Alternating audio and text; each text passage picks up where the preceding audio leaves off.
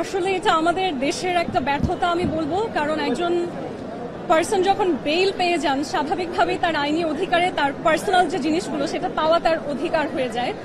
এখন যেটা বলছে ইনভেস্টিগেশনের জন্য প্রয়োজন, আপনারা নোট করবেন যে একজন মানুষ যদি সে যে নিরাপরাধ এটা প্রমাণ করতে চায় সেক্ষেত্রেও কিন্তু আমার ডিভাইসগুলো আমার প্রয়োজন, তাই নয় কি?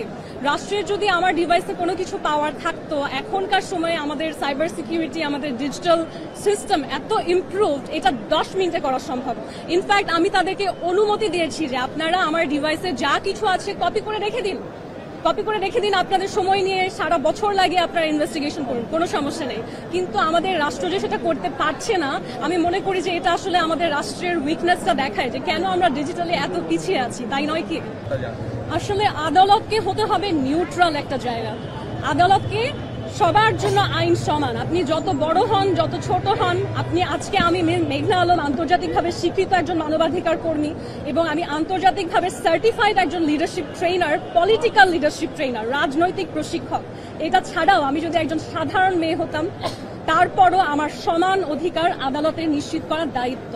সেই আদালতে দাঁড়িয়ে যখন এতগুলো কথা বলা হয়, যেটা আপনারা মিডিয়াও পিক করেন, রাষ্ট্রীয় পক্ষ থেকে বলা হয় বা কেউ খুব ওভার এক্সাইটমেন্টে রাষ্ট্রের হয়ে বলে, হয়তো এটা রাষ্ট্রের কথা নয়, এই যে কথাগুলো যখন মিডিয়া পিক করে তারা এটা প্রকাশ করে এমন ভাবে যেন এটা বাস্তব। কিন্তু আমরা আজকে আদালতে দেখেছি যে আমার বিরুদ্ধে কোনো প্রমাণ, কোনো উইটনেস, কোনো ভিকটিম, কোনো কিছুই নাই, শুধুমাত্র অজুহাত, অনুমান, তার ভিত্তিতে কোনো কেস আদালতে চলতে পারে না।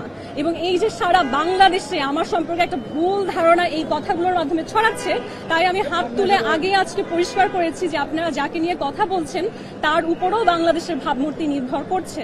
এবং একজন বিদেশি রাষ্ট্রদূতের চেয়ে এই দেশের একজন মিস বাংলাদেশ টাইটেল হোল্ডারের ভাবমূর্তি নষ্ট হওয়া আমাদের দেশের জন্য অনেক অনেক বড় ক্ষতি। ওই ক্ষতিটা হয়তো তাৎক্ষণিক দেখা যায় যে একজন শক্তিশালী মানুষ রাগ করলেন, তাৎক্ষণিক ভয়টা পাওয়া যায়, কিন্তু যখন আপনি আপনার দেশের টাইটেল হোল্ডার, আজকে কল্পনা করেন মিস জাপান, মিস ইন্ডিয়া, তারা যদি এই অবস্থায় থাকতো, কোনোভাবেই তার রাষ্ট্র তাকে এই অবস্থায় থাকতে দিত না। কারণ আপনারা দেখতে পাচ্ছেন, অলরেডি দেখতে পাচ্ছেন যে আমাদেরকে প্রচুর দেশ, যে সমস্ত দেশে কেউ ভ্রমণ করতে চায় না সেই দেশও আমাদের ভিসা রিজেক্ট করছে। বহু বিশ্বে বহু জায়গায় মানুষ চান্স পাচ্ছে ইউনিভার্সিটিতে, কিন্তু তারপরে বলছে যে না, আমরা আপনাদের অ্যাডমিশন নিব না। এগুলো কেন হচ্ছে? কারণ আমরা নিজেরা আমাদের ভাবমূর্তি বৈশ্বিকভাবে করেছি আমার দেশের মানুষ কি এক্সটর্শনিস্ট। এই ভাবমূর্তি আমাদেরকে দূর করতে হবে, কারণ এরকম কোনো কিছুর তো কোনো প্রশ্নই ওঠে না।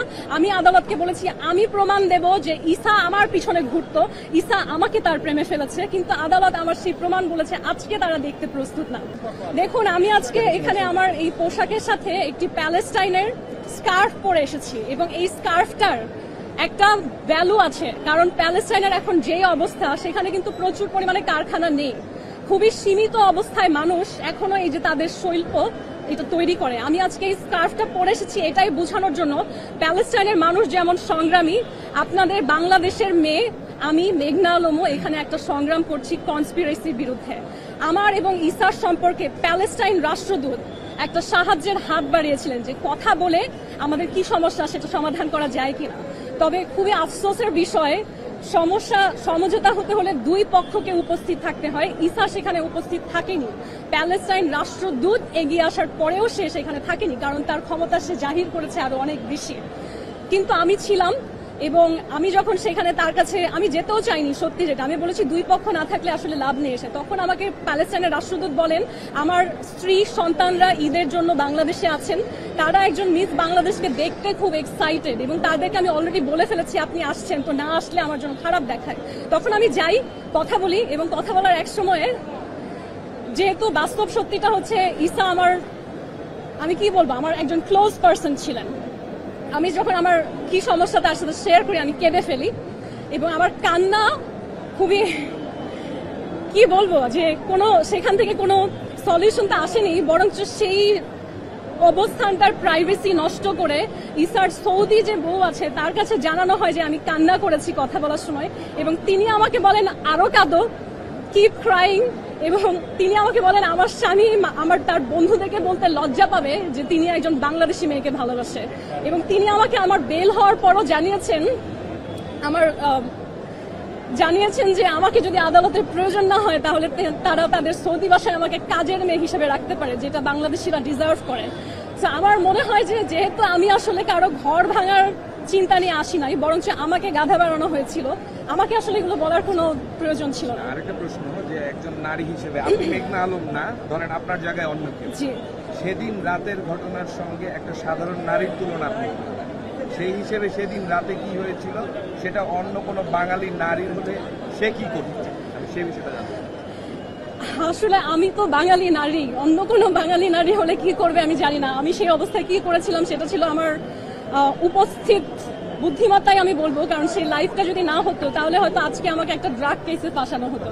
কারণ আমরা সেই লাইভের মধ্যে দেখেছি তারা ঘরে আসার আগেই বলছে ভেতরে মাদক আছে। সেই মাদকটা কোথায় আমার রাষ্ট্রের কাছে প্রশ্ন।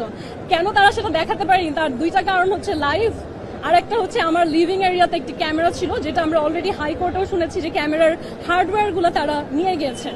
সেটা থাকলে তারপরও আমাদের কাছে কিছু ফুটেজ আছে, আমার আইনজীবীর কাছে আছে যে আসলে কি হয়েছিল। তো আমি বলবো প্রমাণ, রাষ্ট্র আইন প্রমাণের উপরে চলে। প্রমাণ অনুযায়ী আমি শুধু নির্দোষী নয়, প্রমাণ অনুযায়ী আমি একজন ভিকটিম, যার উচিত ছিল জাস্টিস সিক করা।